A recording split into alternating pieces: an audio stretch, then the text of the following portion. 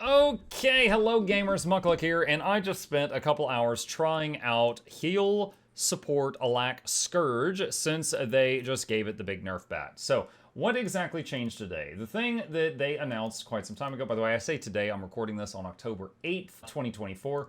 They said a while back that on this day, they were going to be taking away the ability for transfusion to pull downstate allies. For people who don't know what that is a trait right here, and it makes it to where your F4 button, whatever that is, so if you are a Reaper or a Harbinger or a Core Necro, this still works, but it's mostly used on Scourge. I'll explain why in a second. When you activate it, like right when you press the button, it would pull downstate allies that are within range to your location. So it's good for getting them out of a patch of fire or something, and then you just kneel down and start reviving them. It was very powerful comboed with other tools because you could pull multiple downstate allies to one central area, then throw Well of Blood, which pulses small amounts of revive, but it's still revive, and drop that on them, and then you start tapping the F key to revive them all. So it was good for getting them together and out of trouble. Very popular on the Bone Skinner fight because the Bone Skinner fight is notorious for step left or die. So if you had a smart Necro, I've literally done the Bone Skinner fight with 90 plus revives before when I was with people that just really did not know what to do, and I got them through it alive. It's like the ultimate set of training wheels, right? So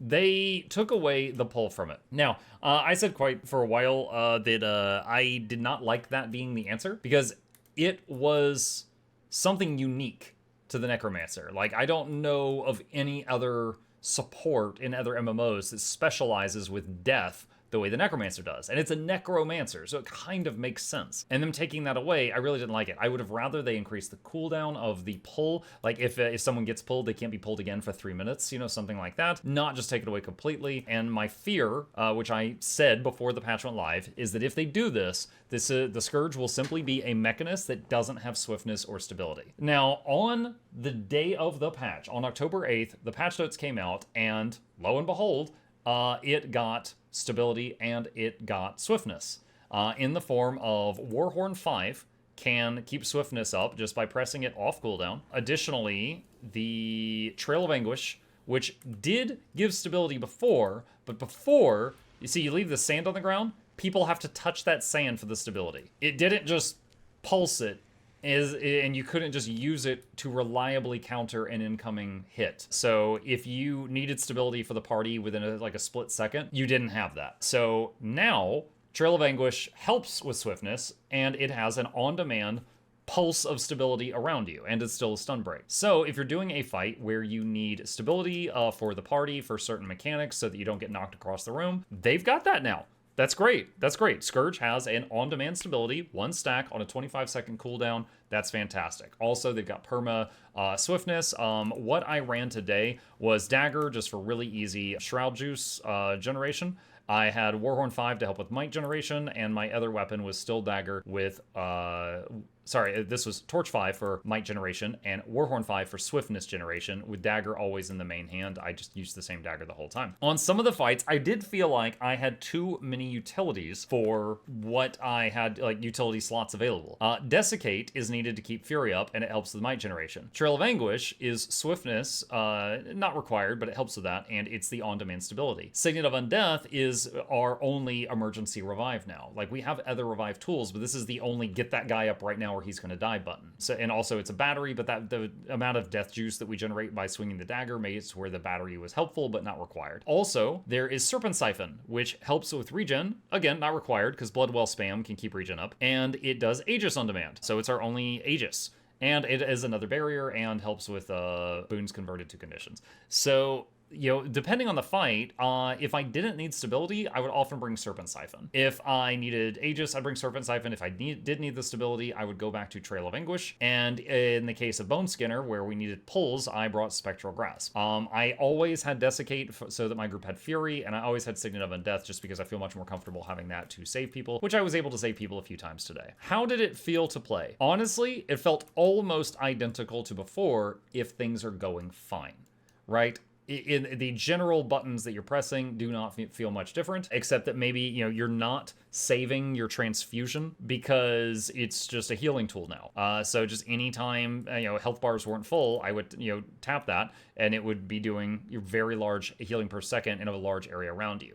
In fact, the radius of the transfusion is 600, so that healing is quite nice. There are many other classes I would love to have that size radius for the healing on. So it's still just as nice as it was before, but now you don't have to be hesitant with it. You could just use it whenever because you're not having to save it for what if I need to pull that guy sometime soon. So that is the thing. The transfusion revive was also buffed from 1% revive per pulse to 2. That was sometimes noticeable when someone would go downstate and I'm like, all right, I got him, and I would start running over to them because I was like, okay, it's not a bad enough emergency to use the Signet of Undeath. I'll just jog over there and do a manual revive.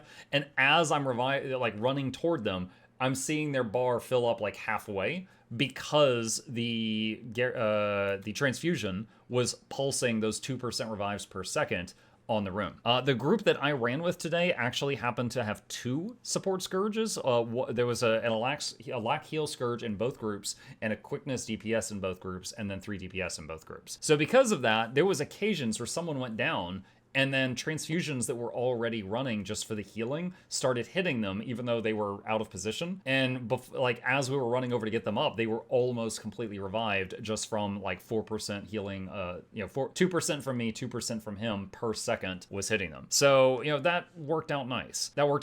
It definitely, without the pull, it definitely hurts. It definitely hurts, and how bad it hurts is going to depend on your teammates. If you're in a solid group and you didn't have to use it often, then today was probably a buff because you got stability and you got swiftness. But at the same time, other than the fact that you're slightly better at reviving now, kind of just feels like I'm playing my Mechanist, I'm doing a bit of damage, I'm doing some barrier spam, I'm doing some Condy Cleanse, I'm doing some healing, and occasionally I have to go res somebody. Mechanist doesn't have any form of emergency res, so we've got them beat there, unless they're using Elixir R, which I don't think they're going to do that. However, this feels extremely similar to all the other Alak classes at this point in time. Like, my Druid is better at reviving people than my Necromancer is now. Because, Signet of Undeath revives 1 person on a 75-second cooldown. Glyph of the Stars can res 10 people on a 48-second cooldown. And then that's not counting, we've also got Allies Aid and Search and Rescue and stuff like that.